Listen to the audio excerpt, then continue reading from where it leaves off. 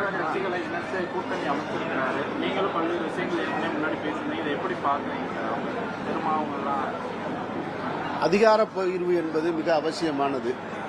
தமிழ்நாட்டை பொறுத்தமட்டில் ஒரு நீண்ட ஒரு 2 சகாப்தங்கள் கிட்டத்தட்ட 40-50 ஆண்டுகளுக்கு பிறகு ஒரு அதிகார பகிர்வு சரியாக வந்து சேர்ந்திருக்கிறத அந்த முயற்சியை முன்னெடுத்திருக்கிறதுக்காக தாவேகா அரசிற்கும் மாண்புமிகு முதல்வர் விஜய் அவர்களுக்கும் என்னுடைய மனமார்ந்த வாழ்த்துக்களை நான் தெரிவிச்சுக்கிறேன். கடுமையான வார்த்தைகளால் அதை விமர்சிச்சிருக்காங்க. இந்த ஆட்சியில் பங்கேற்றது வன்னி அரசு குறிப்பா அதை எப்படி சார் எடுத்துக்க வேண்டியது இருக்கு? அதை ஒரு கீழ்த்தரமா ஒரு பெண்ணை அடிப்படையாக வைத்து அவருடைய பதிவிட்டு அந்த பெண் வந்து இப்போ பரபரமாக பேசுறாங்க. இதுல 2 இருக்கு. திராவிட முன்னேற்ற கழக தலைவருடைய அறிக்கையை நம்ம பார்க்கணும். முன்னாள் முதல்வர் மு க ஸ்டாலினுடைய அறிக்கையை பார்க்கணும். அவர் ஒரு வேண்டுகோள் விடுத்திருக்காரு.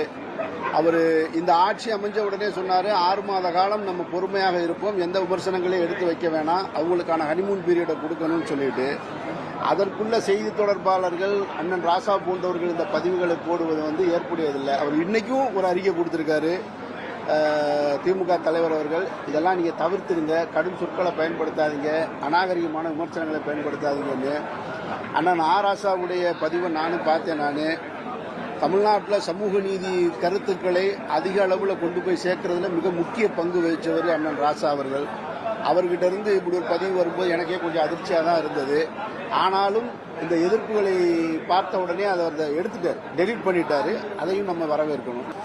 50 ஆண்டு கால திராவிட கட்சிகள் தராத ஒரு மாற்றத்தை விஜய் அவர்கள் தருவார் நம்புறீங்களா? இல்லை, அது நான் வாக்களித்த மக்கள்கிட்ட பெரிய எதிர்பார்ப்பு இருக்கு. வாக்களித்த மக்கள்கிட்ட மாற்றம்னு வேணும்ன்ற எனக்கு வந்து மாற்றம்னா எது மாற்றம்? ஆட்சி மாற்றமா, முதல்வர் மாற்றமா? எனக்கு எப்பயுமே இந்த கேள்வி இருக்கு. நான் வாக்கு பதிவு செஞ்சுட்டு இதே மாதிரிலாம் அதே தான் நேர்காணல் கொடுத்துட்டு போனேன். மாற்றம்னா எதிலிருந்து மாற்றம் அப்படின்றது? கொள்கையிலிருந்து மாற்றமா, அடிப்படை மாற்றமா, மக்களுடைய வாழ்வாதாரத்தில் அடிப்படை மாற்றமா? நிறைய கேள்வி இருக்கு. ஒரு அதிகார மாற்றமோ ஒரு ஆள் மாறாட்டமோ கட்சி மாறுவதிலே மாற்றம் இல்லை. அப்போ மாற்றம்னு எதிர்பார்த்து வாக்களித்த மக்களுக்கு நிறைய எதிர்பார்ப்பு இருக்கு. வாக்குகளை அதிகமாக வாக்களித்திருக்கு, அதாவது நிறைய வாக்குறுதிகளை கொடுத்த அரசு இன்னைக்கு ஆட்சியில் இருக்கு. அப்போ அதனால இதை மீட் அவுட் பண்றது, ரெண்டையும் சேர்க்கிறது ஒரு பெரும் கடினமான ஒரு விஷயம். அதை நம்ம இப்பவே வந்து உடனே இந்த அரசை பார்த்து குறை சொல்லுவது எனக்கு ஏற்புடையதல்ல. நம்ம காத்திருக்கணும்.